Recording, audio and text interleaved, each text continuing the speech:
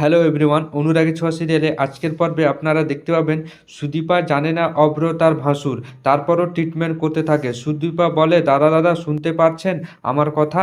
আমার দিকে তাকান, আমি আপনার কোনো ক্ষতি হতে দেব না, আমাকে একটুকু ভরসা করুন।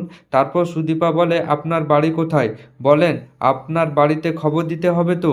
তখন অভ্র বলে, আমার বাড়ি নেই, আমার কেউ নেই। তখন সুদীপা বলে, এমন বলতে নেই, কোথাও তো আছে কেউ নিজের লোক, তাদের জন্য আপনাকে বাঁচতে হবে।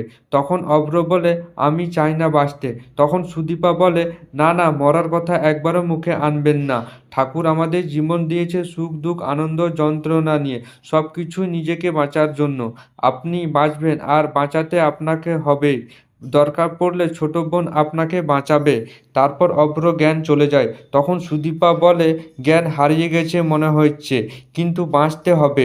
একটা প্রাণ চলে গেলে কত কিছু চলে যায় আমি জানি না, আমি জানি, আমি ওনাকে মরতে দেব না, কিছুতেই না। আরেকদিকের অভ্রর শ্রাদ্ধ করবে বড় মা, তাই আদিত্য বলে, দাদা ভাই যদি ফিরে আসে। তারপর আদিত্যের বাবা আসে আদিত্যের কাছে আর আদিত্যকে বলে, অযোধ্যা জটিলতা বাড়াচ্ছিস কেন? বড় মার অবস্থা বুঝতে পারছিস না? তখন আদিত্য বলে তার বাবাকে, তা বলে এইভাবে শ্রাদ্ধ করবে, এটা ঠিক না, এটা ভুল। তখন বড় মা বলে, আদিত্যকে নিজের মায়ের কথা শুনছিস? আর যদি অভ্র ফিরে না আসে, অভ্র তখন কি হবে সেটা ভেবেছিস? কে জানে কোন প্রান্তে শুয়ে আছে। তার আগে চ্যানেলটাতে নতুন হয়ে থাকলে অবশ্যই একটা লাইক দিয়ে চ্যানেলটাকে সাবস্ক্রাইব করে নেবেন। তারপর আদিত্য বাইরে যায় আর কান্না করে। তখন পরমা আসে আদিত্যর কাছে। তখন আদিত্য বলে, ভেতরে যাও পরমা। তখন পরমা বলে, তুমি আমাকে দায়ী করছো তাই না আদিত্য? আমাকে অপরাধী ভাবছো তাই না আদিত্য? তখন আদিত্য বলে, এটা তোমাকে নিয়ে ভাবার সময় না, তুমি বুঝতে পারছো না পরমা। তখন পরমা বলে, আমি কিচ্ছু বলিনি তোমার দাদা ভাইকে, বিশ্বাস করো। তখন আদিত্য কথা ধরে নেয়। পরমা বলে, আমি তো তোমাকে এসব কিছু জিজ্ঞেস করিনি, তাহলে তুমি কেন বলছো এসব কথা? চুপ করে থাকো না, বলো পরমা, তুমি আমাকে ফোন করেছিলে সেদিন দাদাভাই কোথায় ছিল?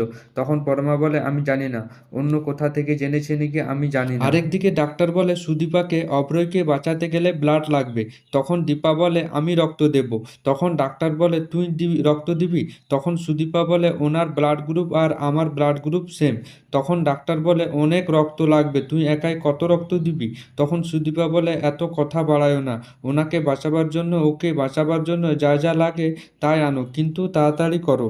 আরেকদিকে অভ্রর জ্ঞান ফিরে। তখন ডাক্তারবাবু আসে অভ্রর কাছে আর অভ্রকে বলে, আপনি এখন ভালো আছেন, আপনাকে ফুল স্ক্রিন করে দেখে নিয়েছি, আর উনি বাঁচিয়েছেন সুদীপা আপনাকে, আর আপনাকে সুদীপাই রক্ত দিয়েছে। তখন অভ্র বলে ডাক্তারবাবুকে, আমার সব হারিয়ে গেছে, টাকা পয়সা পরে দিয়ে দেব। তখন ডাক্তার বলে, সুদীপা দিয়ে দিয়েছে, আমাদের তো সরকারি হাসপাতাল ও খানিক খরচা, আপনি রেস্ট করুন, টেক কেয়ার, ওকে।